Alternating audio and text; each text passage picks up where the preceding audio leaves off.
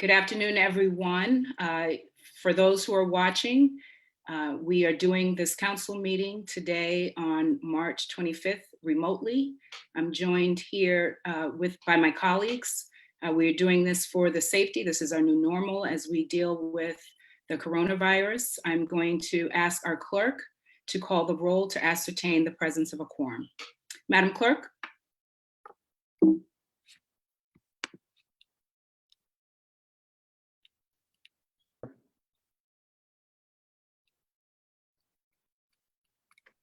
Councilor Bach. I'm not hearing anyone. I can.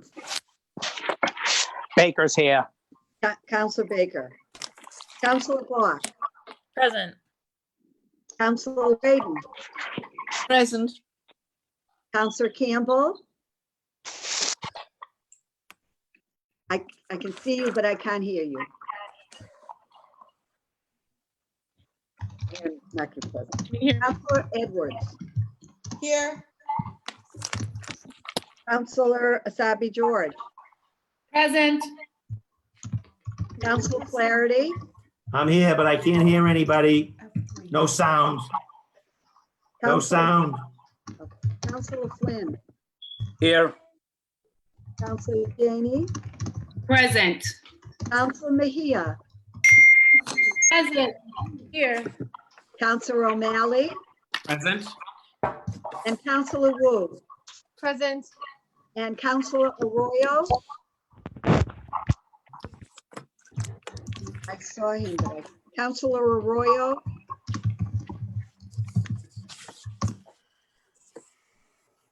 We have a quorum, Madam. Yes. Did- And just so the attendance record reflects, Madam Clerk, Councilor Arroyo is present, as well as Councilor Braden. I have all those. Okay, wonderful. And I see Councilor Arroyo is here. Councilor Arroyo, you having a challenge with your sound? You okay? Thank you. Hopefully he will work that out on his end. I've been informed by the clerk that we do have a quorum present. We will open up these remote council meetings the same way that we open up our regular meetings. And so we will do this by opening up with a prayer. Our clerk will offer the invocation, and after the invocation, we will recite the Pledge of Allegiance. Madam Clerk, could you please open us up with a prayer? Thank you, Madam President. O thou who made us one nation out of many people, amidst our diversity of race and tradition and faith, unite us in a common love of freedom. Revive us in a spirit of devotion to the common good, so that we may open new doors to the neglected and oppressed. Cleanse the heart of our nation from that greed which preys upon others. Endow our leaders with wisdom, that they may stand among nations as an example of benevolence and exalted justice. Help us to make this land a common workshop of its people, where all may find their place and work, keen to do their very best. Hear these words of the Athenian Pericles. I would have you day by day fix your eyes upon the greatness of your country until you become filled with love for her. And when you are impressed by the spectacle of her glory, reflect that it has been acquired by men and women who knew their duty and had the courage to do it. And these words of the Hebrew psalmist, let the people give praise, O God, of all the nations. Amen. Amen. Amen. Thank you so much. Let's recite the Pledge of Allegiance. I pledge allegiance Allegiance to the flag of the United States of America and to the republic for which it stands, one one nation, nation under God, indivisible, with liberty and justice for for all. all. Thank you. Now we will move on to the first order of business, which is the approval of our minutes. There were corrections made to the last meeting minutes. So for March 18th, our meeting agenda, the docket number 0479 through 0514 were numbered incorrectly. The correct docket numbers are 0518 through 0554. The only correction that had to be made was to the actual docket numbers. Everything else is fine. So if there are no other corrections to be made, the corrected minutes of the last meeting will stand as approved.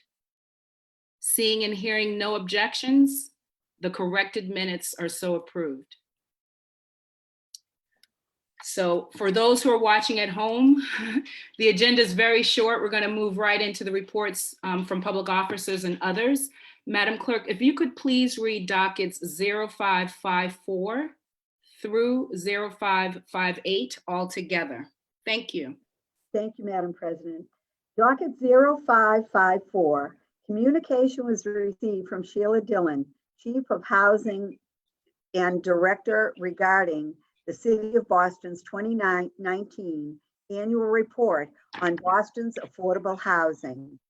Docket number 0555, notice is received from the City Clerk in accordance with Chapter 6 of the Ordinances of 1979 regarding action taken by the Mayor, papers acted upon by the City Council at its meeting of February 25th, 2020. Docket number 0556, notice is received from the City Clerk in accordance with Chapter 6 of the Ordinances of 1979 regarding action taken by the Mayor on papers acted on by the City Council at its meeting of March 4th, 2020. Docket number 0557, notice is received from the City Clerk in accordance with Chapter 6 of the Ordinance of 1979 regarding actions taken by the Mayor on papers acted upon by the City Council at its meeting of March 11th, 2020. And docket number 0558, notice is received from the City Clerk in accordance with Chapter 6 of the Ordinances of 1979 regarding action taken by the Mayor on papers acted upon by the City Council at its meeting of March 18th, 2020. Thank you so much, Madam Clerk. Docket 0554 through docket 0558 will be placed on file. Now we will move on to matters recently heard for possible action. Madam Clerk, could you please read docket 0458? Thank you, Madam President. Docket 0458, order for hearing to discuss the Start City of Boston's preparedness on the risk of contracting You're coronavirus muted. Press Alt-A to unmute your microphone and press hold space to unmute you up. 19. Would you like me to reread that? Please, Madam Clerk, and could I just suggest this to my colleagues? I understand this is a new normal. We're still learning the ins and outs of this technology. If we have questions that we need resolved, if we could mute ourselves and perhaps get Carrie to help us through text message, that might be helpful. Madam Clerk, if you could please reread the docket. Thank you. Docket 0458, order for hearing to discuss the City of Boston's preparedness on the risk of contracting coronavirus COVID-19. Thank you so much. The chair recognizes Councilor Arroyo, who is the chair of the Committee on Public Health. Councilor Arroyo, you have the floor.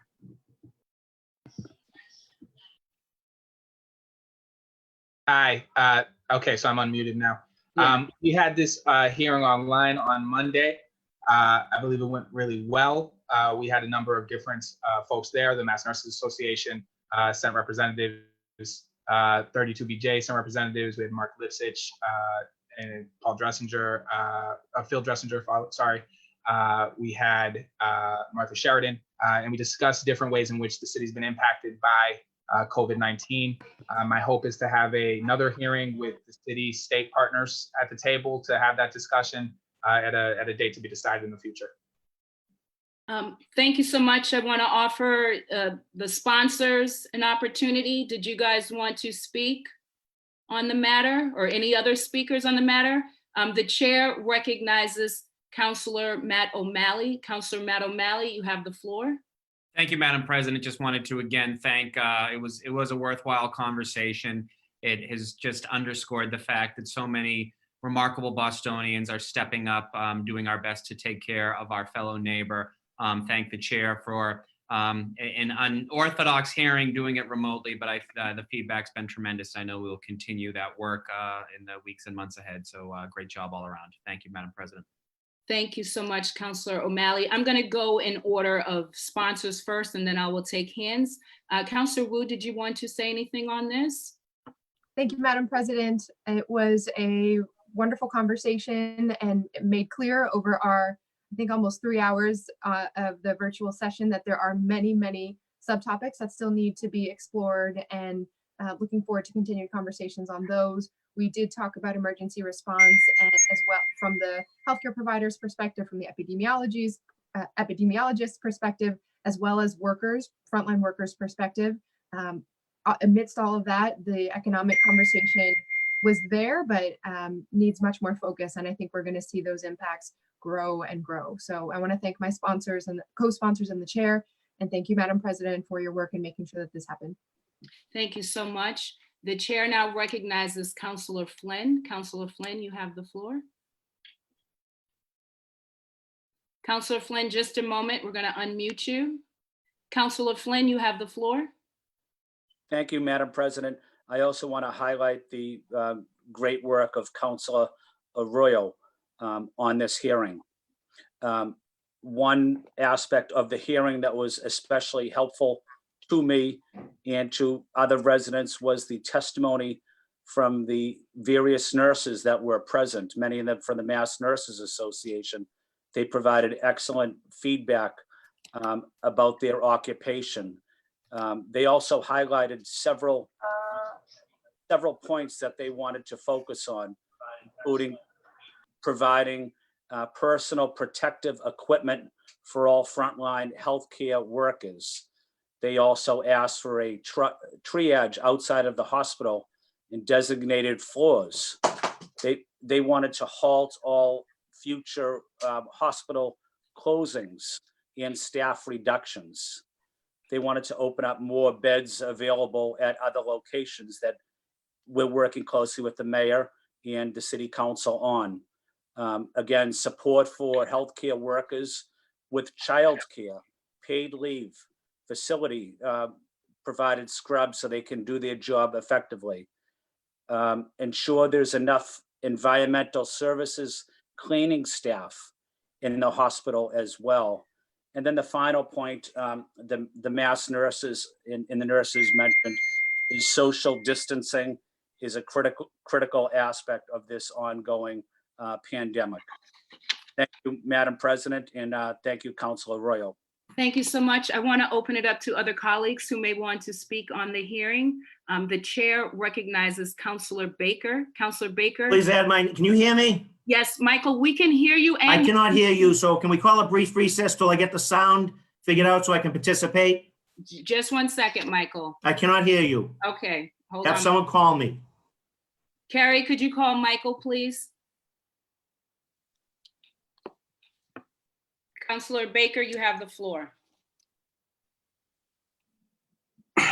Thank you, Madam President. I just want to make a point through you to the chair that I did submit a letter, and I didn't see if it was read or not, or read into the record. It was a little bit late. I emailed it to Shane, emailed it to, I believe, the chair's chief of staff. So I just want to make sure that gets into the record. Thank you, Madam Chair. Thank you so much. Madam President, sorry. Any other counselors looking to speak on this? The chair recognizes Councilor Mejia. Councilor Flaherty, we're still trying to work this out for you. Councilor Mejia, you have the floor. Yes, thank you, Madam President. Just wanted to echo and congratulate Councilor Arroyo for hosting his first public hearing and doing so under these circumstances. It was really informative, and I think the more that we create opportunities for people to tune in to what the coronavirus is and how it impacts our health is really important. So I really do appreciate being a part of that conversation. I do agree with Councillor Wu that when we're looking at the impact, especially around the economic impact that it's going to have on our communities, we need to really get ahead of that conversation and really start thinking about what this looks like. I'm looking forward to having more conversations around the social and emotional and traumatic impact that this virus is causing our communities, particularly those who already feel left out of the conversation and out of the loop. So thank you, Councillor Arroyo and the sponsors for hosting such an informative conversation. I really learned a lot. Thank you very much. Thank you. Is anyone else looking to speak on this matter? I am. Michael? Can you hear me? Yes, we can hear you and we can see you. The chair recognizes Michael Flaherty, Councilor Michael Flaherty. Just, Councilor Flaherty. where are we exactly, please, Madam President? So, Michael, people are speaking about the hearing on Monday. So that's where we are on the agenda, matters recently heard. If Okay. you're not prepared to speak on this matter, I'm going to go on to another colleague who would like to speak. Would you like to speak on the No. hearing? No, Madam Thank President. you. Thank you so much. The chair recognizes Councilor Braden. Councilor Braden, you have the floor. I see you, Councilor Campbell. Councilor Braden, you have the floor.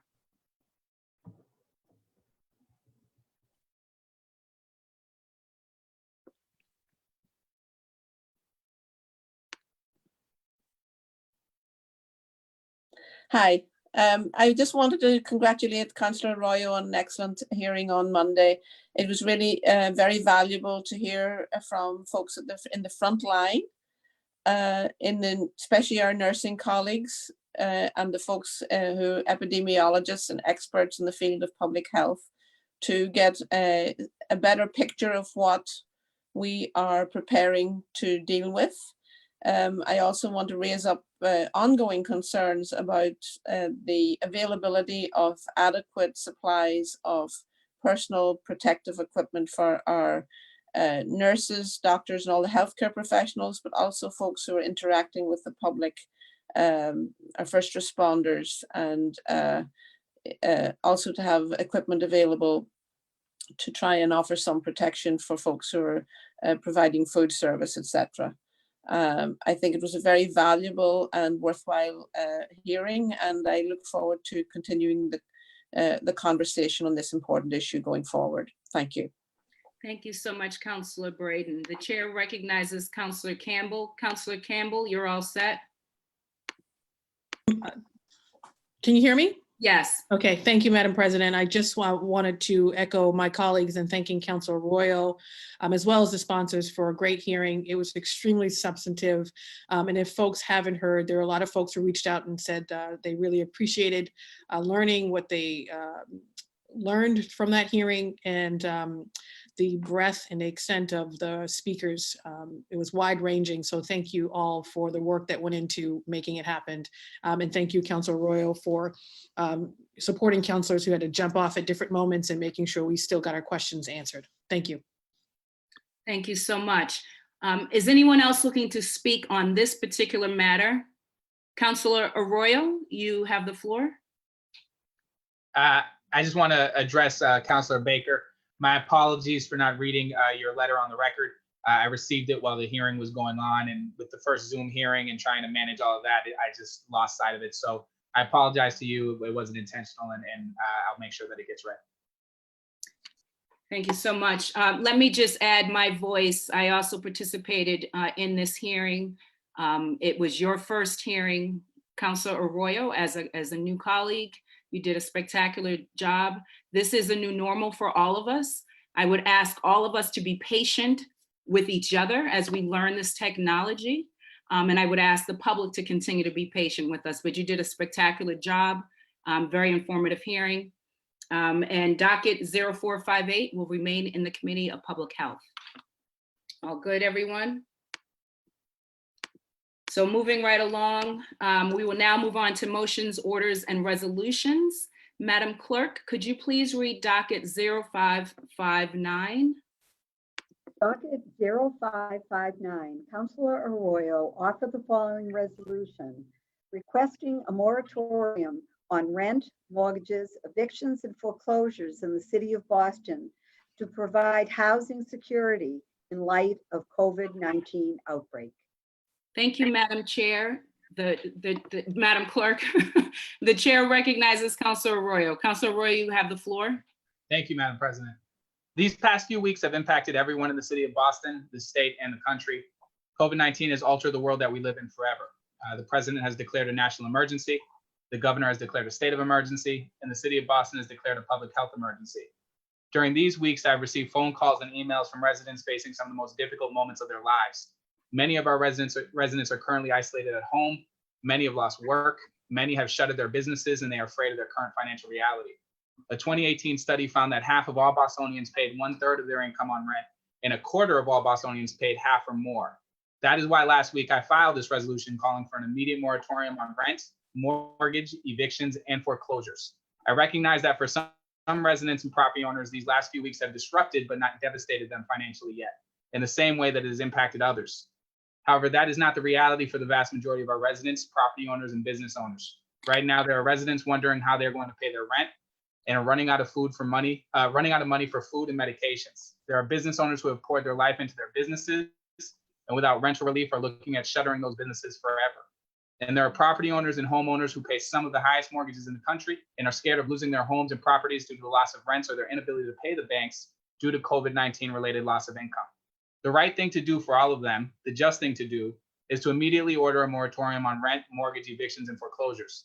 Governor Baker has closed all non-essential businesses and issued a stay-at-home advisory, and that was the right thing to do in the face of a pandemic. Every person who stays home contributes to the safety and health of each one of us in our communities. But we cannot close businesses and mandate that residents stay home without providing a remedy for the devastating harm those directives cause. If we allow rents and mortgages to continue unabated, we face a future where renters and business owners owe crippling debts to landlords, and landlords owe crippling debts to banks. We will see evictions, foreclosures, and homelessness at levels we have not seen in our lifetimes. As of today, Italy, France, Spain, and the UK have all passed or are working to pass measures to forgive rents and mortgages. Governor Newsom of California has issued a mortgage foreclosure and eviction moratorium, and Governor Cuomo of New York has issued a mortgage moratorium as well. Los Angeles' city council has moved to pass a rent moratorium ordinance and has taken steps in LA to prevent evictions and foreclosures. And San Francisco's supervisors have called for a rent and mortgage moratorium as well. Rent moratoriums have received bipartisan support as folks like Democratic Congresswoman Alexandria Ocasio-Cortez and the US Senator from Florida, Rick Scott, a Republican, are both calling for them. Our government has the power to implement an immediate rent, mortgage, eviction, and foreclosure moratorium. And today I'm asking the Boston City Council to raise our voices as one body to demand that they do so. Madam President, after my colleagues have an opportunity to decide if they wish to speak or sign on to this matter, I intend to move for suspension of the rules and passage. Thank you so much. Thank you very much. Is anyone else, so if you recall what we decided we would do since we're doing these meetings remotely, we will take speakers first and then we will go and add names after. So right now I'm looking for folks who want to speak on this matter. Anyone looking to speak to this resolution? I see Councilor Edwards. Councilor Edwards, the chair recognizes Councilor Edwards, and you have the floor. Thank you very much, Madam President, and thank you very much, Councilor Arroyo, for your leadership in this very important conversation.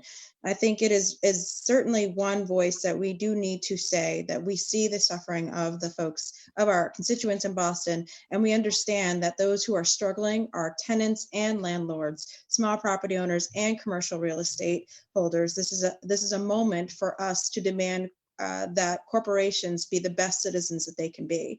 And I think we as a body need to do so in a unified voice. I want to add my name ultimately to this, but I want to be very clear that this kind of calling for the best out of our corporate citizenship is also, we need to acknowledge that we are also placing a burden, and we need to be part of helping to come up with solutions that also help people out of this situation. Not just saying stop paying rent, but when ultimately people have to start paying again, when is that going to happen? How is that going to happen? What is the city doing right now to make sure that the worst actors, for example, in this situation, who are not rising to the occasion, don't end up getting our city contracts, are less favored in our bidding process? There's a lot of different things we need to consider beyond just saying what not to do. We should be also calling to folks to do certain things. I do want to commend, if it's true, certain banks allowing for 3 months of mortgage payments to be delayed to the end of their mortgage. And I like to help. I think we should, as a city council uphold those models and put them out there. And again, when we're dealing with the ultimate decisions for where our $600 million of city contracts are going to go, I would like to say to the corporate citizens, to the landlords, to the folks out there who are doing the right thing, that the city of Boston will remember you and will be looking towards you and thanking you ultimately, even if we can't do so right now. Thank you so much, Councillor Edwards. The chair now recognizes Councillor Wu. Councillor Wu, you have the floor. Thank you, Madam President. I was going to say stand, and I wanted to raise my voice in support of the sponsor, and please ask that my name be added. This is an incredibly important step for us to be pushing for at the city level. We know that the COVID epidemic has merely exposed vulnerabilities that were already in existence and where those impacts will fall. Without absent any government help or absent any interventions, we know that the devastation will continue even after the public health impacts have quieted down. The economic impacts will continue and disproportionately be borne by residents and businesses owned by people of color, residents of color, and businesses owned by people of color. I'm already hearing stories every single day, the same residents that were facing pressures at risk of displacement, now terrified of how they will handle this when the rent eventually becomes due, even if there's a pause right now. Small businesses who may not survive beyond a week or two because the same business owners that did not have the credit scores to be able to qualify for loans in the first place have no source of help right now to get by. So Boston could be completely reshaped by the end of this. It certainly will. And if we don't take this step, we know where those holes and those devastating absences will be. We may see industries completely devastated and eliminated that provide most of the jobs for residents of color and for our lower income communities, for hourly wage workers. So now's the time to step up and start putting in place the planning and steps to have an equitable recovery from this. Thank you very much. Thank you so much, Councillor Wu. The chair recognizes Councillor Bach. Councillor Bach, you now have the floor. Thank you, Madam President, and thank you to Councillor Arroyo for introducing this important resolution. I think it's really important that we recognize in this time how the mortgages and the rents are so closely intertwined, how all of our economic life is intertwined. And the reality is that we're in a public health emergency, and the things we have to be securing first and foremost are the things that people need right now, and that's food and shelter, and also the peace of mind. I mean, it's hard to find peace of mind right now, but if you think that a foreclosure or an eviction is hanging over you, it's impossible, right? And so I think that I've been so encouraged already by the fact, so many large housers in the city agreed not to pursue evictions. The Boston Housing Authority led the way, and now housing court's been suspended, so no evictions are going forward. I think it's really important to say that. But I think that every piece of legislation that gets passed, as this resolution alludes to, at the federal, state, and city level really has to recognize that whole ecosystem and the need for people at every level of the chain to be supported. So really glad to see the councilor offering this. Obviously, at every level, we'll be having to work out details about exactly how everything connects. But I think what I've been seeing amongst my constituents is a huge amount of anxiety around both aspects of this, mortgages and rents. And so I think it's a really important resolution. And please add my name. Thank you. The chair now recognizes Councillor Mejia. Councillor Mejia, you have the floor. Yes, I echo the same sentiments as my colleagues and would like to add my name to this resolution.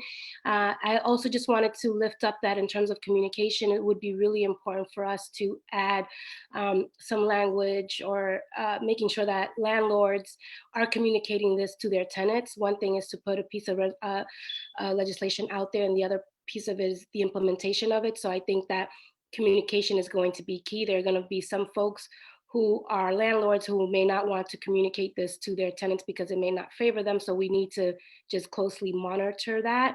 And I agree with Councillor Wu, there is a lot of anxiety here in terms of April now is April 1st is around the corner. And so if this is something that we are going to institute, I recommend that we act swiftly and that we're really clear about what the parameters are, and that we send this communication out in multiple languages so that everybody has the information. If this is something that we can pass before April 1st, I suggest that we do so. And congratulations, Arroyo. This is a really great piece of work. Happy to support it. Please add my name. Thank you so much. The chair, Councillor Campbell, did you want to speak to this? The chair now recognizes Councillor Campbell. So make sure you're good. Good. Thank you, Madam President, and thank you, Councilor Arroyo, for your continued leadership, and especially on this issue. During these difficult times, we are, of course, hearing from residents every day who have lost their jobs, who have seen significant reduction in their wages, and are worried how they're going to make ends meet. They're also worried, of course, how they're going to support themselves and their families.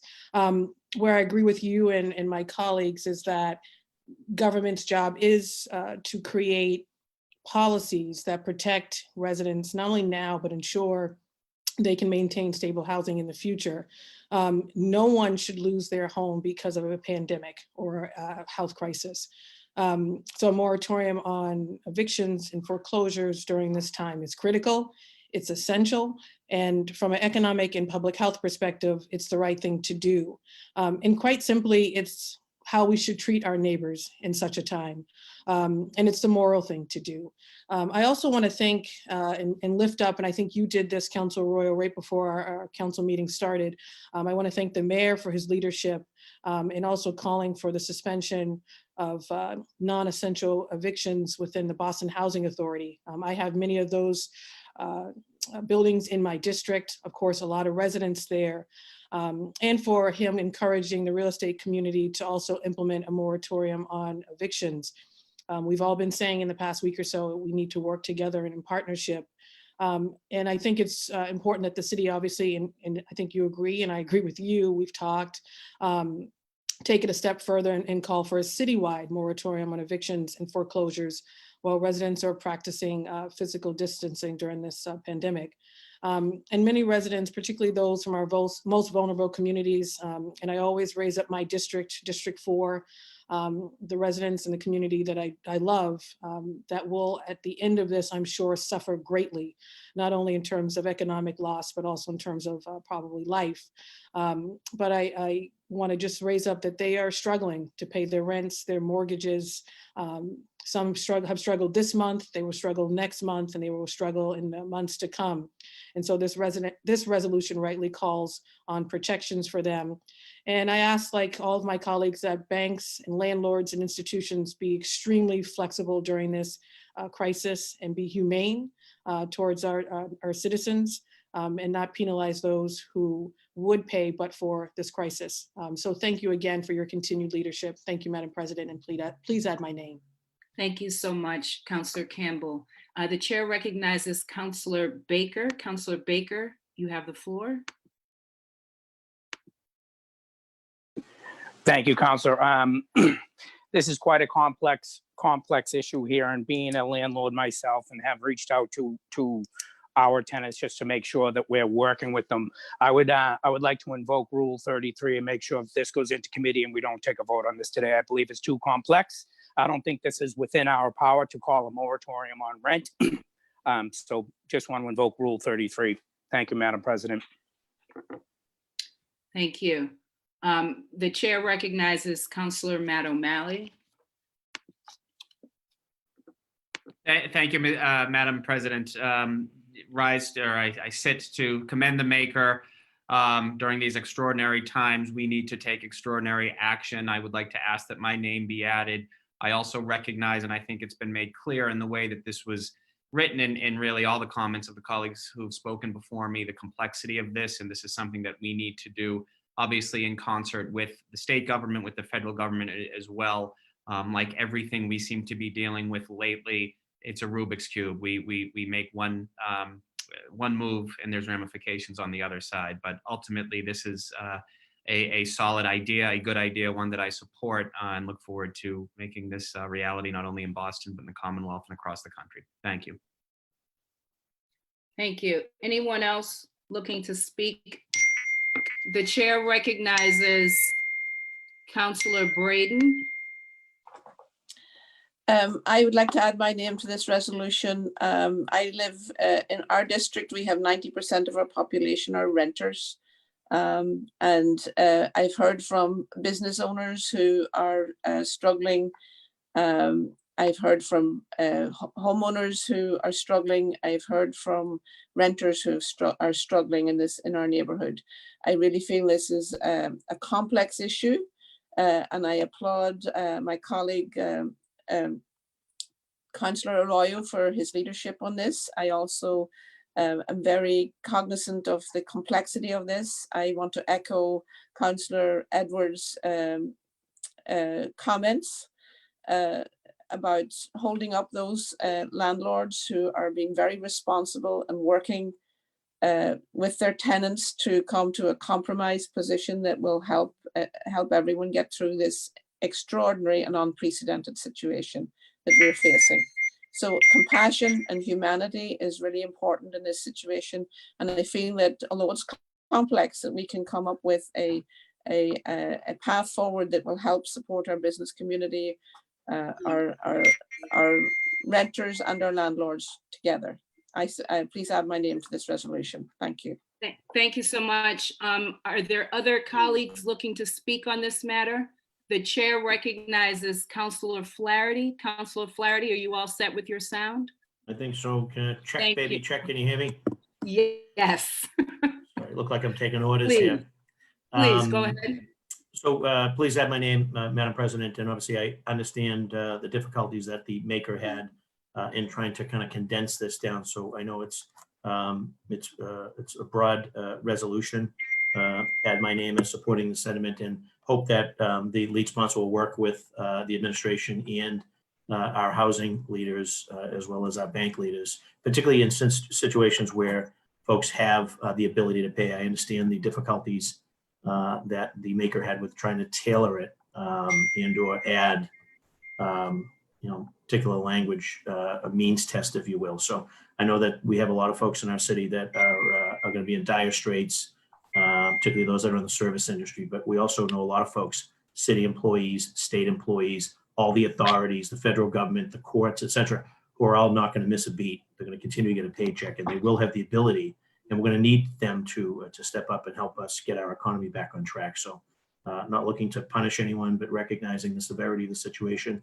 I appreciate the sentiment behind it. So please add my name, and hopefully the chair and lead sponsor will put pressure on folks up in the legislature to make sure that this gets tailored so that it's reaching the people that really need it, and that for the folks that have the ability to move forward to pay their rent and the mortgage, that they continue to do so, because we're going to need them to do so to make sure that we get our economy on track when with the hope of God, this passes. Thank you, Madam President. Thank you so much, Councillor Flaherty. Are there any other councillors looking to speak on the matter?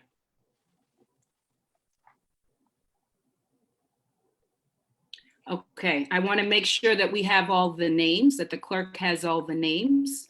So by a show of hands through Zoom, through visually or through the little blue hand, if you could please raise your hand either way, and I'm going to call the names that are going to be added to the resolution. All right. Point of order. What about Rule 33, Madam Chair? We're not there yet. We're not there yet, Councillor Baker. So right now, we're still seeing who wants to add their name to the resolution. All right. Madam Clerk, if you could please add Councillor O'Malley, Councillor Bach, Councillor Mejia, Councillor Edwards, Councillor Sabi George, Councillor Campbell, Councillor Flaherty, Councillor Flynn, Councillor Wu. Please also add the chair. This matter, and I've got to go back to the docket. Docket 0559 will be assigned to the Committee on Housing. Councillor Arroyo, do you have something that you would want to say? I can't hear you, just a second. Councillor Arroyo. Madam President, I move for suspension of the rules and passage of docket 0559. Thank you. So because there has been an objection, this has to be assigned to committee. So what you're asking for is suspension of the rules and that we would all adopt this right here and now, but there is an objection to that, so it's being assigned to the Committee on Housing and Community Development. Thank you, Madam President. I would ask that it be scheduled for a hearing as soon as possible. Thank you very much for that. You can work with the chair of that committee to make that happen. Councillor Wu, were you adding your name or were you asking to speak? Yeah, that's her name. See, I see some blue Hi. hands up. I want to just clarify Just that. adding my name, thank you. Okay, could you make sure that Councillor Wu's name was added to that, Madam Clerk? I did. Thank you. Councilor Mejia, you're all set? I see your blue hand up. Okay, everyone's all set. Are we ready to move on in the agenda? Are we all set? Yes, all right. So Madam Clerk, could we now move on to docket 0560? Thank you, Madam President. Docket 0560, Councilor Braden offered the following order for hearing regarding the social impacts of the COVID-19 pandemic response measures relative to domestic violence, social isolation, and mental health. Thank you so much, Madam Clerk. The chair recognizes Councilor Braden. Councilor Braden, you have the floor. Thank you, Madam President. In this extraordinary moment, our population in the city is under extreme stress. Many people are confined to their homes and unable to get out and about and connect into their usual social networks. And in the context of the pandemic, isolating people to their homes is a very prudent and highly recommended strategy.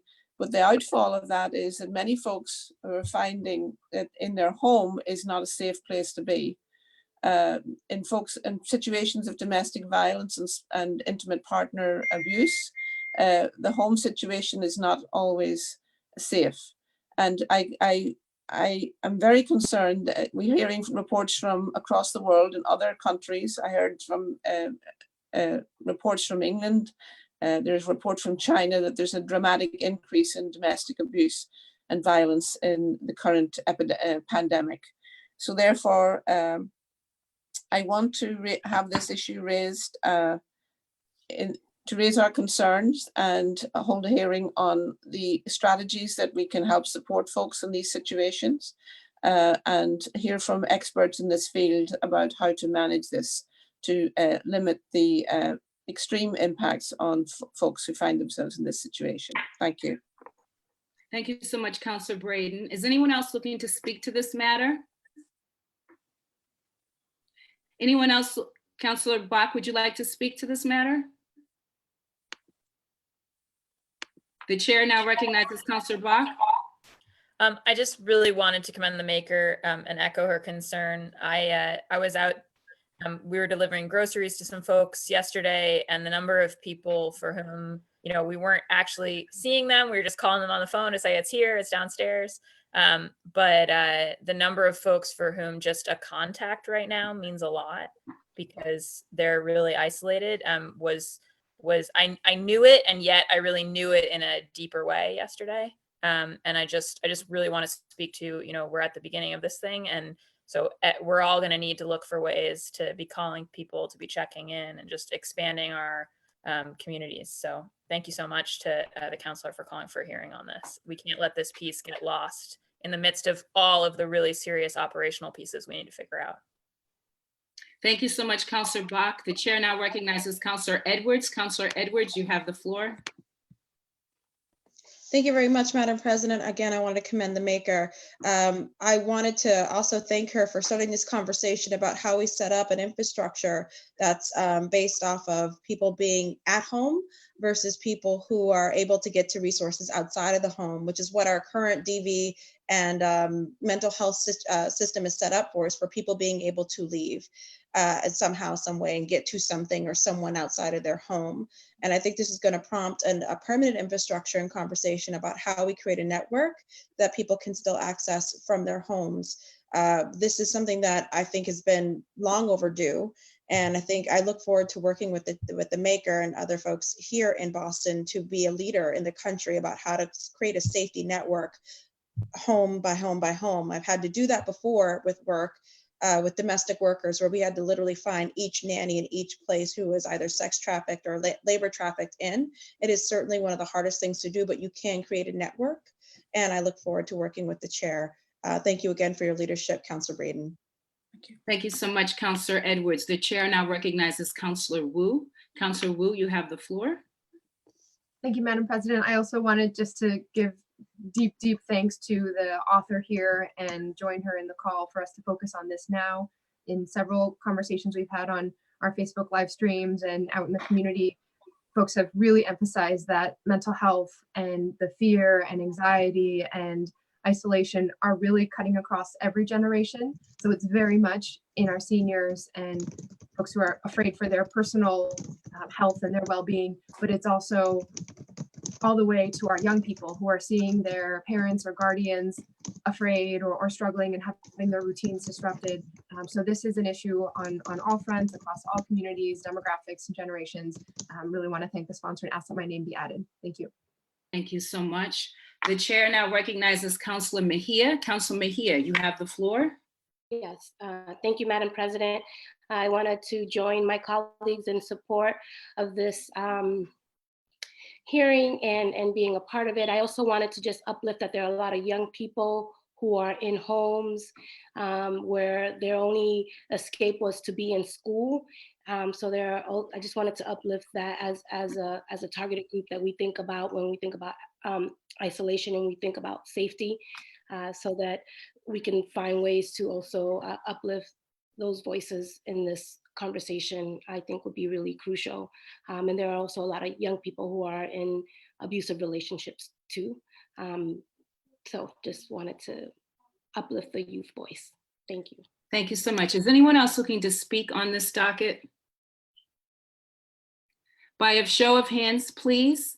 All those looking to add their names. Madam Clerk, could you please add Councillor Bach, Councillor Mejia, Councillor Arroyo, Councillor Edwards, Councillor Baker, Councillor O'Malley, Councillor Flynn, Councillor Asabi George, Councillor Flaherty, Councillor Wu, Councillor Campbell, and please also add the chair.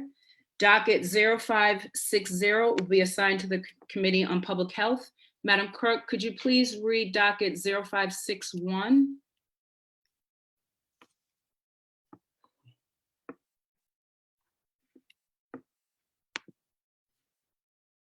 Alleviate the cost of COVID-19 testing for uninsured, undocumented communities. Madam Clerk, could I ask you to read the docket one more time, please?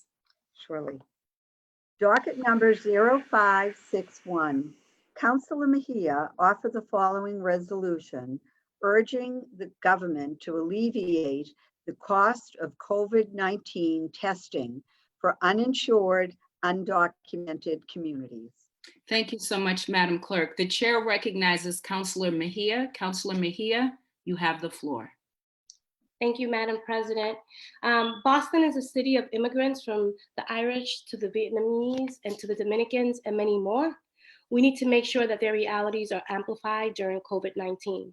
I understand that Mass Health United has stated that COVID-19 testing will be free, including for undocumented immigrants.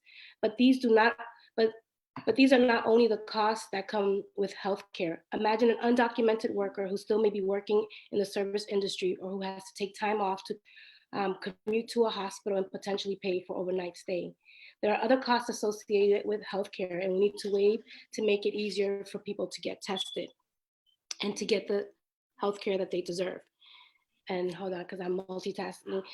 Here, this is that in the time of the public health crisis, nobody can afford to go without testing and treatment, and that our local and state and federal governments should do as much as possible to alleviate the cost of healthcare for undocumented immigrants who have little recourse for affordable treatment. Therefore, I'm asking that the City Council request that the federal government and the Commonwealth of Massachusetts and our City of Boston uses the power vested in them to alleviate the burden of healthcare costs for undocumented immigrants who experience not only higher rates of uninsurement, but also have a greater financial difficulty when it comes to living and thriving in the city of Boston. So I ask for the rules to be suspended and for this resolution to be voted on. Thank you so much, Councilor Mejia. Is anyone else looking to speak on this resolution? Oh. Show of hands. Anyone looking to add their name? Thank you. Madam Clerk, could you please add Councilor Bach, Councilor Braden, Councilor Arroyo, Councilor Edwards, Councilor Baker, Councilor Flaherty, Councilor Sabi George, Councilor Flynn, Councilor O'Malley, Councilor Wu, Councilor Campbell, as well as the chair. Thank you. Thank you so much. Councilor Mejia seeks suspension of the rules and adoption of docket 0561. All those in favor, say aye. Aye. All Aye. opposed, nay. The ayes have it, and docket 0561 has been adopted. Madam Clerk, could you please read docket 0562? Thank you, Madam President. Docket 0562, Councilor Mejia offered the following resolution urging immediate action to provide financial security to small businesses through means of including increased relief funding and a moratorium on commercial rent evictions during the COVID-19 outbreak. Thank you so much, Madam Clerk. The chair recognizes Councilor Mejia. Councilor Mejia, you have the floor. Thank you, Madam President. There are over 40,000 small businesses in Boston alone, generating around 15 billion in revenue every year. As someone who has started a small business, I know how it can feel like the weight of the world is on your shoulders. Not only do you have to worry about making sure your own ends meet, but you could be responsible for 1 or 2 or even 10 employees who depend on you to make sure that they live and thrive. We've had so many business owners write and call our office in tears because they're worried that the dream that they have worked so hard to build will come crashing down within months simply because they will not have the will, because they have the will, but the lack of resources to keep going. Surveys conducted by both the Black Economic Council of Massachusetts and the Mass LGBT Chamber of Commerce conducted surveys of small businesses and found that a majority of their business owners won't be able to last 6 months with their current cash flow. While this time is scary for a lot of small business owners, it's also a really exciting opportunity to empower businesses in ways we've never done before. Cambridge, for example, has agreed to pay local restaurants to send meals to homeless shelters throughout the city. I think this is our chance to flip up the small business community and empower them through contracting purposes. Another thing that I want to point out is that Los Angeles Mayor Eric Garcetti called for a moratorium on commercial evictions during this public health crisis. What we're calling for can and has been done, and we need immediate action to make sure Boston's small business communities can stay afloat through this public health crisis. I urge my colleagues to vote in favor of this resolution. Thank you. Thank you so much, Councilor Mejia. Is anyone else looking to speak on this resolution? The chair recognizes Councilor Edwards. Councilor Edwards, you have the floor. Councilor Edwards. Thank you. I wanted to thank the maker of this resolution and to acknowledge also, to me, it's deeply connected to the call already to cancel mortgages. I do think that there's a huge difference in that we do need to specifically target and work with commercial entities. They do not have the same rights as other tenants. They have absolutely really no eviction rights or notice rights or requirements once their lease is up, which many of them are not even on long-term leases. Most of the small mom and pops are on unless they own the building, are on month-to-month leases. So we already were facing a displacement crisis when it came to our small mom and pops, our bodegas, our barbershops before. This is only going to heighten that displacement of a lot of our commercial anchors in our communities. So I wanted to commend the maker. I also would like to add my name and express my support. Thank you so much, Councilor Edwards. The chair recognizes Councilor Arroyo. Councilor Arroyo, you have the floor. Thank you, Madam President. I would also like to thank the maker and add my name. I'm offering a friendly amendment to the docket number 0562 in the resolved after quote a waiver end quote and before quote of the state and local meals and sales tax for quarter 1 2020 to quarter 1 2021. I'd like to insert for businesses who paid $150,000 or less in 2019 I spoke to Jen Fagel from Commonwealth Kitchen, and they're in support of that amendment. The reason for that is a blanket one without taking that into account would treat Starbucks and, for instance, Square Root in my district the exact same way, would give them both that lift. I think the goal here is to ensure that folks frequent their small businesses and their moms and pops, not necessarily to give a break to the bigger corporations. And so I would offer that friendly amendment. The chair recognizes Councillor Bach. Councillor Bach. Thank you, Madam Chair. I want to again commend the maker. I think that one of the things we're all really going to need to watch in this crisis is, well, this is the moment of the public health emergency, and our businesses, you know, I think what I've heard from small businesses across the district is that they understand the need for, you know, to curtail operations, to send their employees home. I mean, everybody is thinking about health right now, but we have to make sure that when we get out the other end of this crisis, and we are going to get out, you know, that we don't end up with a business landscape that has consolidated even more than the American business landscape already has to just giant actors, because that's who's been able to keep themselves afloat. So I really think that's something this whole body is going to need to think about very intentionally, and appreciate that. I'm not sure whether Councilor Arroyo's remarks counted as a formal offering of an amendment, but no, we're not doing formal amendments, no. So go ahead and add your comments. I would just say that I do think, I mean, this is a resolution, so I don't think it will have the effect of instituting a tax exemption in and of itself. I would say, though, that when we look at that, we should be looking, as Councilor Arroyo says, at sort of treating different cases differently. And one thing I'll just note in general going forward is going to be that we have to think really carefully. You know, tax relief can make sense for certain contexts, but it's also true that tax revenue is the only thing that's going to allow us to keep essential services operating in the city. And there's going to be a significant hit to that. And so I would just say, in my sort of ways and means capacity, that I think we need to think really fully about tax related remedies, recognizing that and recognizing how important it is not to be laying off critical city workers in this time, and just thinking about, so for instance, that line item, the local excise tax that comes to the city of Boston brings in $30 million a year.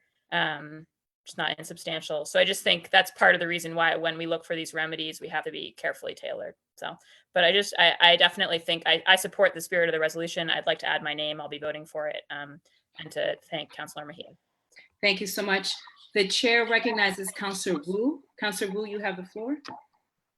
Thank you, Madam President. I wanted to echo thanks to the author of this resolution and add my wholehearted support, and please add my name to the resolution. I just wanted to note that, you know, in addition to all the focus on state and federal, and certainly we're going to need a lot of support coming from those levels of government, the city could be doing more and taking action now as well.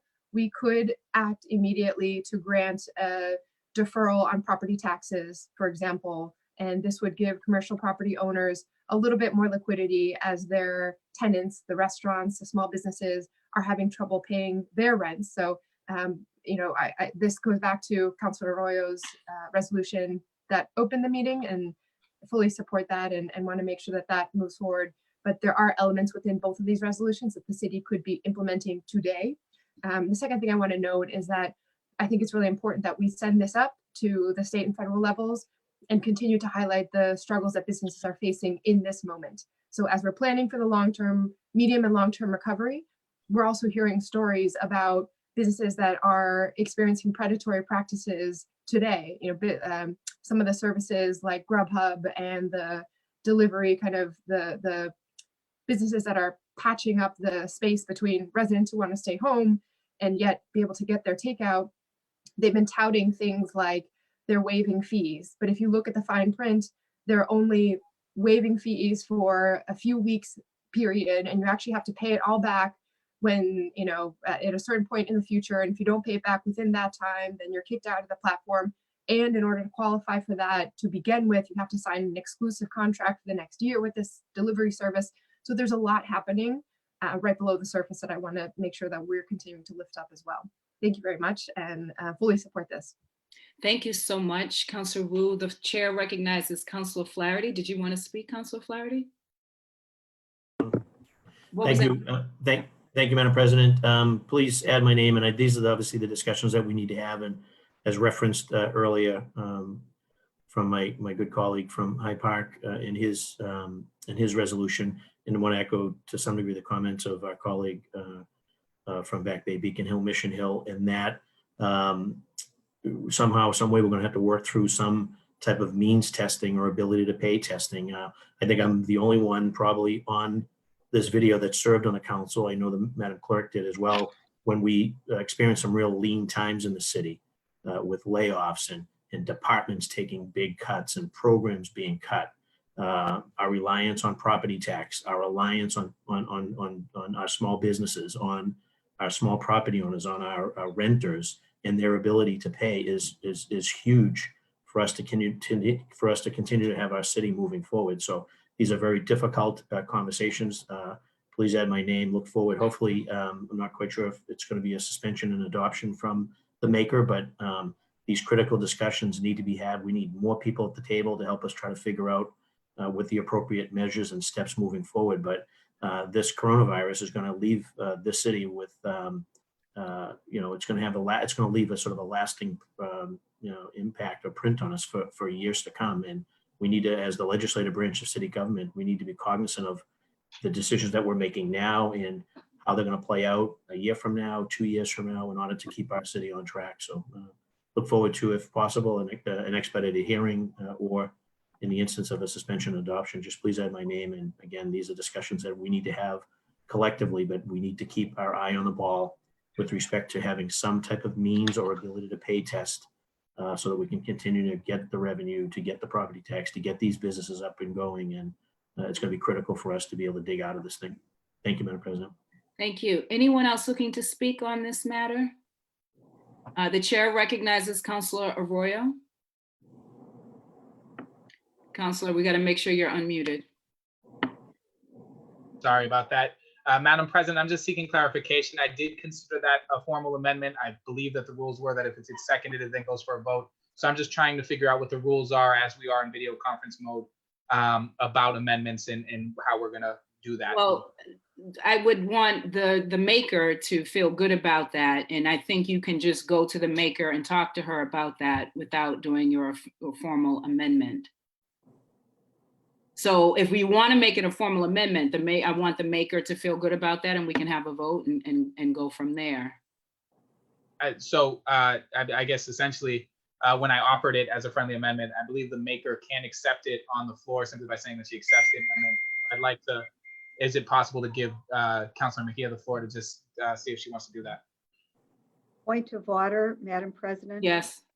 We need to have a written amendment that everyone can read before they could vote on that. And so I might suggest that it be filed perhaps next week as a separate docket.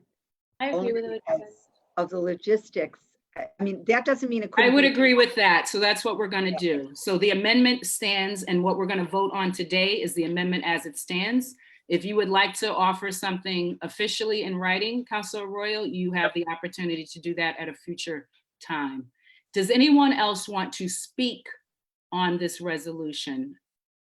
If not, we're going to move to adding names. I know some of you mentioned it during when you were speaking, but for clarity's sake, if you could do by a show of hands now so that we can make sure the clerk has it all. Madam Clerk, show of hands, please. Could you please add Councilor Braden, Councilor Arroyo, Councilor Bach, Councilor Edwards, Councilor Baker, Councilor Flaherty, Councilor O'Malley, Councilor Campbell, Councilor Flynn, Councilor Asabi George, Councilor Wu, please also add the chair.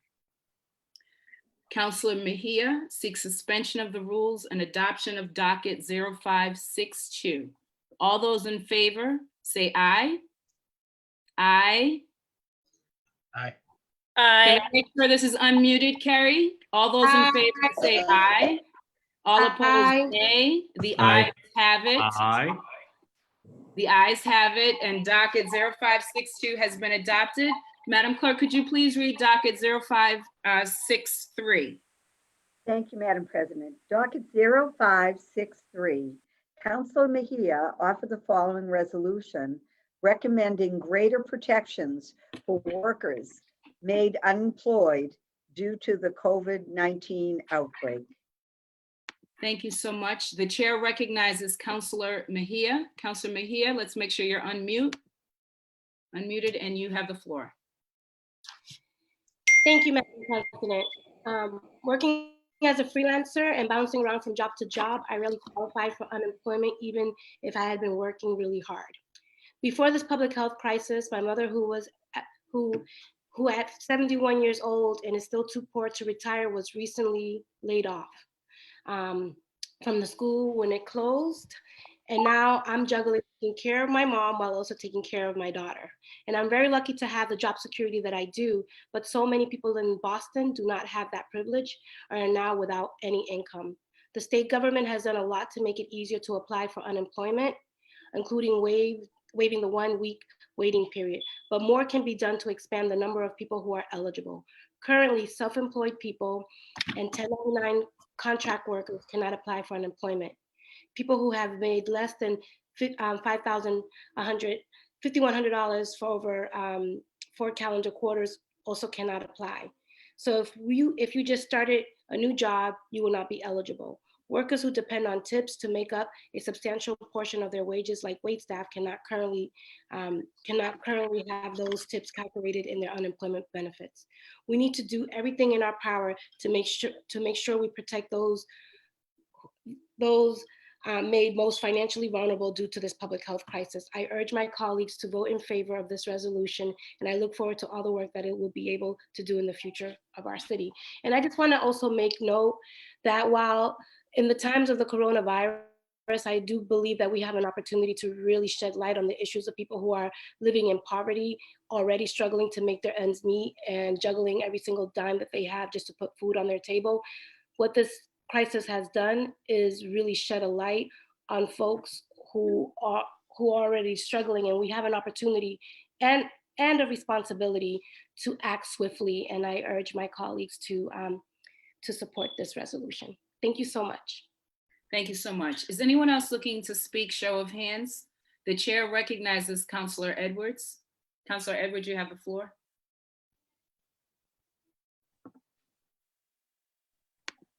Councilor Edwards, do you want to speak? Unmute yourself. There you Yes, I had to unmute myself. Thank you very much again to the maker. Just wanted to acknowledge the work that many people have done in advocacy to get a lot of the things that we have that the maker has suggested. For example, the state has already waived the 1 week filing period for unemployment and for those who are seeking unemployment. I believe the federal government's stimulus package will also be adding different categories of folks to qualify for unemployment and also be extending the benefits that we currently have.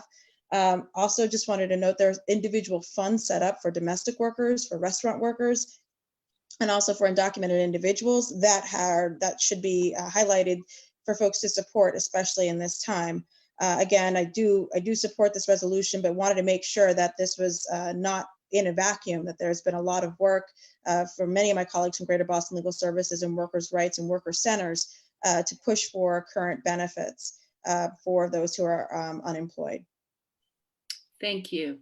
Is anyone else looking to speak? The chair recognizes Councilor Flynn. Councilor Flynn, you have the floor. Madam President, and thank you to the maker. I just want to echo some of the comments made by my colleagues. A lot of the hotel workers that are now laid off are feeling a terrible financial hit.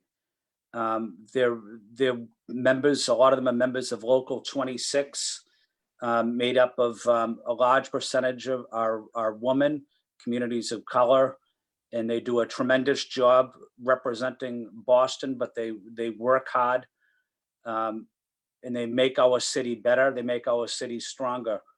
And I just want to make sure that we acknowledge the tremendous work of our hotel and restaurant workers for all they've done for our city.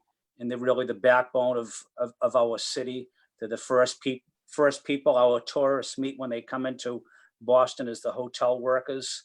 And they always greet them with a great Boston welcome. Again, they work hard. They're extremely dedicated, very professional. So I'm proud to support this. Thank you, Madam President. Thank you so much. Anyone else looking to speak?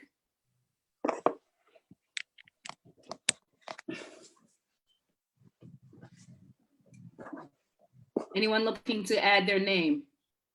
Madam Clerk, by a show of hands, please add Councillor Bach, Councillor Braden, Councillor Arroyo, Councillor Edwards, Councillor Baker, Councillor Flaherty, Councillor Campbell, Councillor O'Malley, Councillor Sabi George, Councillor Wu, Councillor Flynn. Please also add the chair. Councillor Mejia seeks suspension of the Madam President? rules. Yes. I'm sorry, I don't think you saw my hand. I just wanted to say a couple of words. Oh, sure. The chair recognizes Councillor Campbell. Thank you. Thank you. I'll be quick. I just wanted to thank the maker for bringing forth the resolution. And in particular, and I want to also thank the advocates and those on the ground who've been doing this work of protecting workers, not frankly just in times of crisis, but for decades before, to make sure that they could support their families. But I also wanted to echo the comments that my colleague and the maker made with respect to those who are living paycheck to paycheck in poverty, who have been struggling for a really long time. And of course, we all know that these circumstances currently will exacerbate their situation, but that this is an opportune time for us to go deep, to really think about creative, effective solutions, not only to get these folks to not have to live paycheck to paycheck, but to be more prosperous. And when they are, and when we build their wealth, of course, all of our communities are uplifted as a result of that. So thank you for the resolution. I look forward to adding my name. Thank you. Wonderful. Thank you. Madam Clerk, I think you have all of the names. Did you also add the chair? I did. Wonderful. Councillor Mejia seeks suspension of the rules and adoption of docket 0563. All those in favor say aye. Aye. Aye. All opposed say nay. The ayes have it, and docket 0563 has been adopted. We can move on in our agenda to late files. We don't have any late files, which is great. Very hard to do. Green sheets. Anyone looking to remove an item from the green sheets? Okay, wonderful. I have been informed that there are no additions to the consent agenda. So since there are no additions and seeing and hearing no objections from my colleagues, the chair moves for adoption of the consent agenda. Seeing and hearing no objections, the consent agenda has been adopted. We'll now move on to announcements. Really important that we continue to lift up all of the people who are being hurt by this pandemic, which is all of us. You've heard just from this meeting, lifting up people who pay rent, people who are paying mortgage, small business owners, workers, etc. I'm really grateful for all of the work that my colleagues have been doing all throughout this crisis to get information out there, to make sure that the people that we represent have the right information and that they know how to protect themselves, their families, and their communities. I'd like to just allow us to go through with any announcements. One thing that I want to make clear and share with anyone who is watching is that the City of Boston, you can text to get information on COVID. And so that you would just simply text BOSS COVID, that's BOSCOVID. Again, that's BOSCOVID. You want to text that to 99411. Lots of important information. And at this time, I'll just entertain through a show of hands, either physical or blue hands through the Zoom, and recognize my colleagues who want to share information or make announcements. So by a show of hands, I'm just going to go through the screen. I see Councillor Flynn. The chair recognizes Councillor Flynn. You have the floor. Thank you, Madam. Okay, go ahead. Thank you, Madam President, for giving me the opportunity to speak. Madam President, I want to speak about a recent passing in my neighborhood. His name was Al Petrie. He was a good friend of mine. He was a Korean War veteran, the United States Air Force veteran. He was active in various veterans organizations in South Boston and Dorchester. He also was active when South Boston had an Italian American Day. He also opened up his house to so many people in the community in South Boston and celebrating the tremendous contributions of Italian and Italian Americans in South Boston. I had the opportunity to go to Washington, D.C. with Al and his family and many volunteers, including World War II veterans. And it was these gentlemen and women that really made our country better and our city better. So I just want to say, express my condolences to his daughter, Chrissy, who's a friend of mine. She's the vice president of Cityside Neighborhood Association. And John's and Al's friend was also passed away recently, was John Mullen, was a World War II veteran. So, you know, I'm very proud of Al. I'm very proud of the contributions he made to our country, and he will be missed. Thank you, Madam President. Thank you so much, Councillor Flynn. The chair recognizes Councillor O'Malley. Thank you, Madam President. I ask for unanimous consent to make a brief statement. You have it. Thank you, Madam President. I think it's important during these incredibly trying times to also take a moment just to reflect on the strength and the resiliency of the people of Boston. Last Wednesday, after our council meeting, I and my team began calling through some senior citizens. As we all know, Boston's an older city. We have many seniors in our districts. I probably have the most, roughly a quarter of Ward 20 residents are above the age of 65. So we just began calling through, and it's obviously a daunting task to get through thousands and thousands of calls. So I put a call out on social media to ask for volunteers to help connect with some of these folks.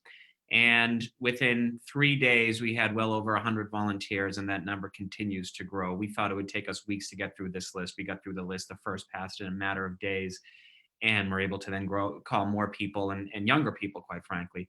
So I mentioned this just to say that the resiliency of the people of this city is what will get us through this.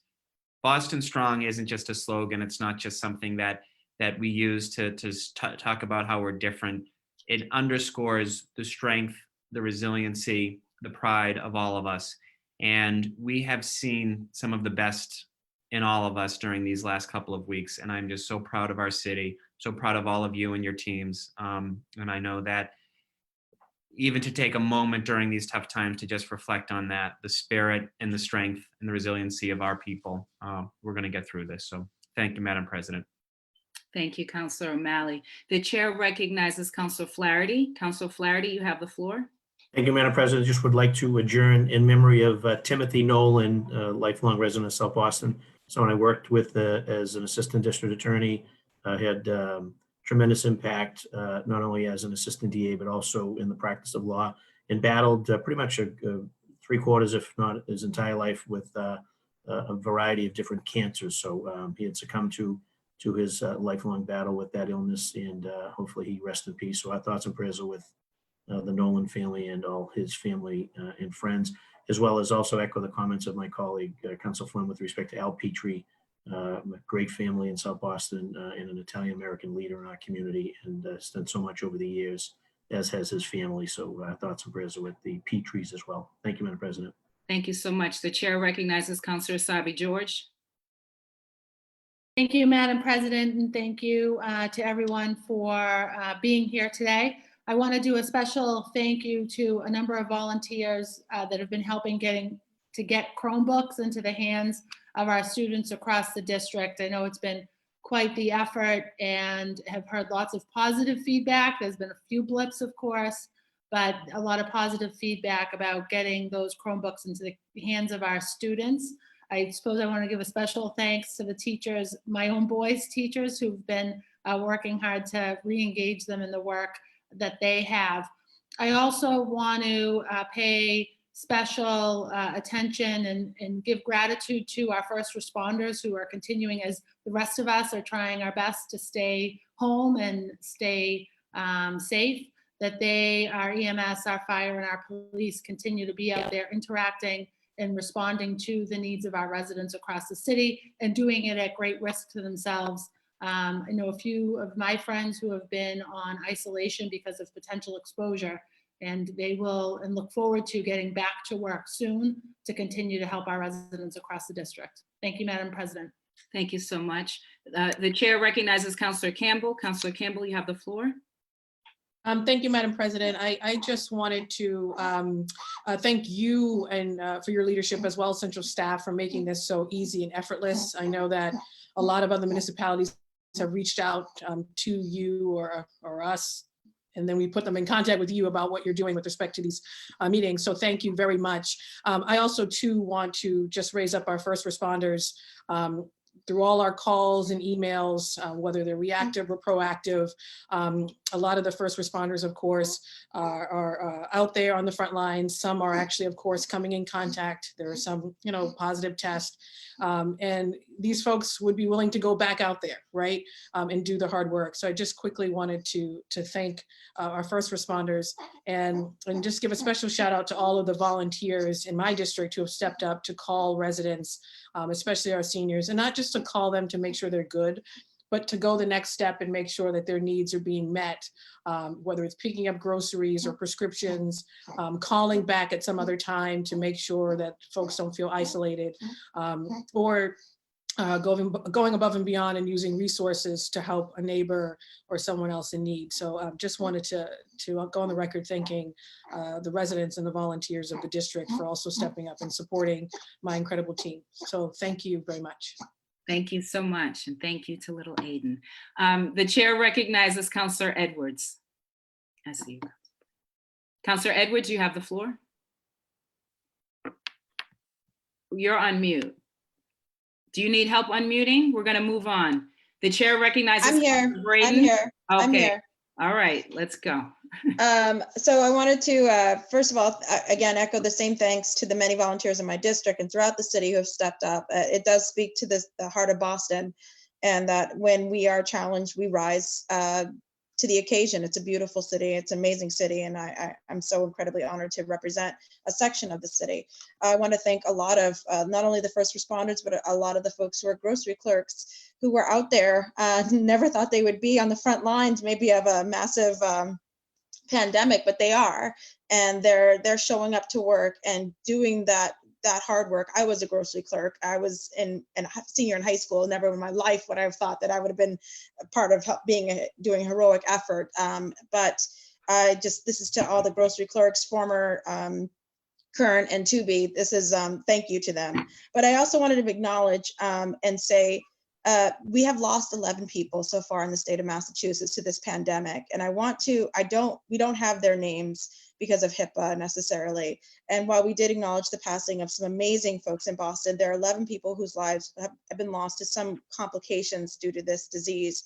And I wanted to say they didn't die in vain, that we're going to rise to the occasion. We're going to get over this. Many of them in their 60s, sometimes older, 70s, 80s, have lived through world wars, have lived through other wars, have lived through pandemics and polio and all sorts of different things. And to see that they, this is God called them home this way, I just wanted to acknowledge their loss. Our loss is a commonwealth of them, that they didn't die in vain, that we do remember you and we will remember you. So for those 11 souls and their families, I wanted to express my condolences to them, or this councils. Councillor Mejia. The chair recognizes Councillor Mejia. Councillor Mejia, you have the floor. Yes, thank you, Madam President. I wanted to just take a quick moment to thank my colleagues and just for your leadership and all of the feedback that you have provided me during this crisis. I'm learning a lot about my own role and how to function just as a city councilor, but I just wanted to just take a moment to thank you all for your feedback along the way. And I also want to take this opportunity to uplift our community response. I think that we always talk about a village, and what I have seen here in Boston is how people have rolled up their sleeves and have taken action amongst themselves to help support their neighbors. And I think that my hope is that this crisis the coronavirus situation really forces us to really think outside the box in terms of how we move about policy. And I don't want us to go back to business as usual. If we're going to really be pushing for things that are going to help alleviate the stressors that a lot of folks who are already struggling here in the city of Boston, I think we have an opportunity to really be innovative in our approach and continue to do this work, regardless of whether or not the coronavirus is in town, if you will. I think that for us, this is really proving that we can do business differently. The fact that we're doing this online speaks volumes to your leadership, Kim. Excuse me, Councilor Janey, President Councilor Janey. Have you been able to mobilize us in this way, the central staff carrying your behind the scenes work, the mayor and his team, and all of the updates that we've been provided and sharing that information with our constituents has been part of this all hands on deck. And my hope is that when this is all said and done, we don't lose that and that we continue to work across the city, across our differences to ensure that we don't leave anyone behind. So I just wanted to say thank you to everyone for your hard work. Thank you so much, Councilor Mejia. The chair recognizes Councilor Bach. Councilor Bach, you have the floor. Thank you, Madam President. I want to echo all my colleagues. The volunteerism has been amazing. I think we had people who were really happy yesterday when we were delivering groceries, and then the people who were delivering them, I think, were some of the happiest just because of the number of people who are feeling like we've got to be doing things, and everyone's looking for something concrete. And it's really hard when one of the most concrete things that we all need to do is stay home and limit our interactions. And so I just think in this moment of physical distancing, there is just this amazing social coming together. And I also want to agree with Councilor Mejia. We can't go back to business as usual. And specifically, I think one of the things that like a crisis really lifts up is how much we rely on our public infrastructure and how much, we have a lot of really important private economic infrastructure. But right now, when that all pauses, we find that the safety net, right, is a public one. And in many ways, the places where that safety net has been privatized are the places where we have the biggest holes in this moment of crisis. And so I think really learning from this about why it is that you have a social safety net and public institutions that sometimes are not aiming for maximum efficiency in a boom time, but are aiming for protecting everybody in a crisis like this, I think it's going to be really important. The final, two more quick things. One is just, as somebody who represents so many of the hospitals, I just want to lift up what all of our medical professionals are doing right now in a situation where they don't have the protection that they need. We need to be getting it to them. That's a huge onus on all of us public officials. I just have been so knocked back by the work that they're doing every day. And the final thing I just want to remind people, because we're here and folks are watching from home, is that if you haven't filled out your census form, we need every dollar. This is going to be a long-term recovery. We need people of Boston to be counted. Right now, Massachusetts is slightly beating the national count, but Boston is lagging. So we really need Bostonians. One of the things you can do right now is stay home. And another thing you can do is while you're staying home, go fill out your census form online or physically. So thank you. Thank you so much. Is anyone else? The chair recognizes Councilor Arroyo. Councilor Arroyo, you have the floor. I want to echo my colleagues in thanking those of us that have been really going the extra mile with our constituencies. I want to thank the volunteers who've been signing up to call seniors in my district. I know that other counselors have led that effort in their own, and folks have really been digging deep. What I would like to remind folks and make sure we take home with us is that as this goes on, as the coronavirus and its impacts are felt, the pain is going to be acute. The losses that we're going to suffer both in life and in property and in all these different ways, we're going to be dealing with that for months to come. We're going to be feeling that. I would ask that we respond to that with the urgency that demands, while also making sure that we take care of one another and that we take care of ourselves. There's a lot of pressure and mental stress and things of that nature that I know many folks have commented on and that they're feeling, and we're no stranger to that. And so I would ask that folks take care of themselves while meeting the challenges that rise before us. I do believe that together we'll be able to make a difference in many people's lives as long as we respond and we work as a team where we can, and we make sure that we pull together and meet the urgency that this time demands. Thank you. Amen. Anyone else looking to speak? The chair recognizes Councilor Baker. Councilor Baker, you have the floor. Thank you, Madam President. I just want to, I would be remiss if I didn't mention a gentleman's name in this time where we don't have wakes or funerals. We can't respect the people. Well, we don't have the opportunity to show our respect. That I want to just mention, Jerry Cahill passed away. If you've ever been into Florian Hall, you know Jerry ran Florian Hall with his family. Great family. Young Jerry, not young Jerry, but his son Jerry drives for the mayor. Just want to recognize him. And also, I'm not sure of her name, but Bob Skinnell, the president of the Dorchester Boys and Girls Club, his mother also passed away. Thank you, Madam President. Thank you, Councilor Baker. The chair recognizes Councilor Braden. Councilor Braden, you have the floor. Councilor Braden, just a second. We want to make sure you're not muted. You can go ahead now. Thank you. Thank you, Madam President.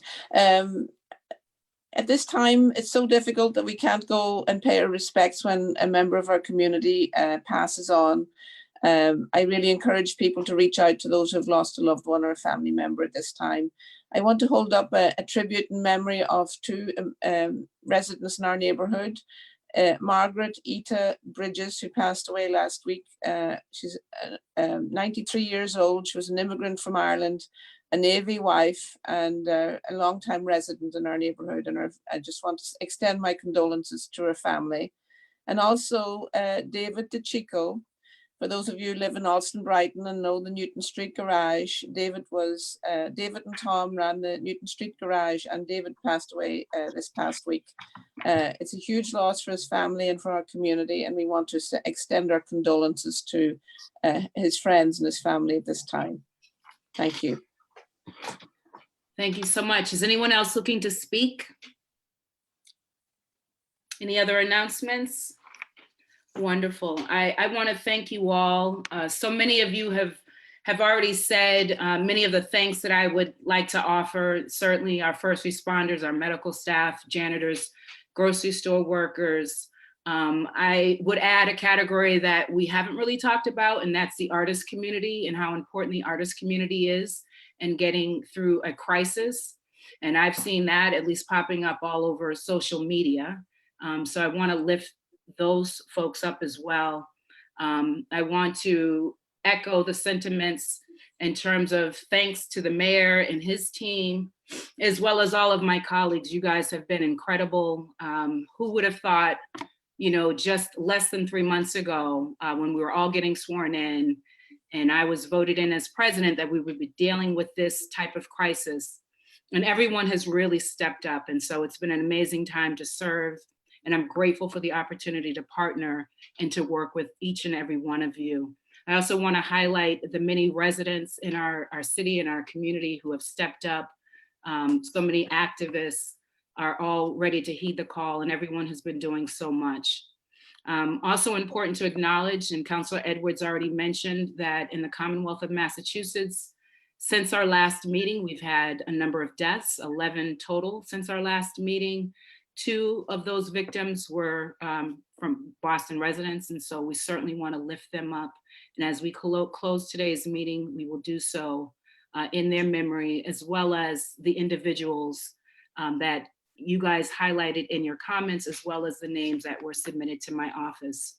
So with that said, we will close today's meeting in memory of the following individuals: for Councilor Campbell, Alphonse Ambrosino; for Councilor Bach, Larry Rasky; for Councilor Braden, David C. DeCicco. I hope I pronounced that correctly. And Margaret Ita Bridges. For Councilor Edwards, Salvatore D. Domenico, who is the father of our state senator, Sal Domenico. A moment of silence. Oh, excuse me. And for Councilor Flaherty, Flynn, and Baker, Gerald Cahill Jr. A moment of silence.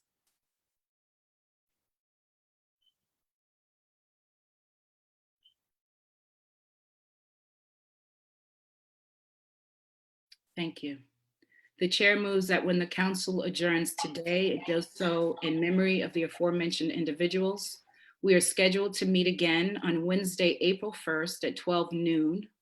For the safety of the public, the council remains closed in terms of its physical premises, and this council meeting on Wednesday, April 1st at 12 noon will be held remotely, and we will post the information online for the public. Viewers will be able to watch the council meeting live through YouTube when they visit boston.gov/city-council-tv and click on the link. All those in favor of adjournment, please say aye. Aye. All those opposed, nay. The ayes have it, and this council meeting is adjourned. Thank you so much.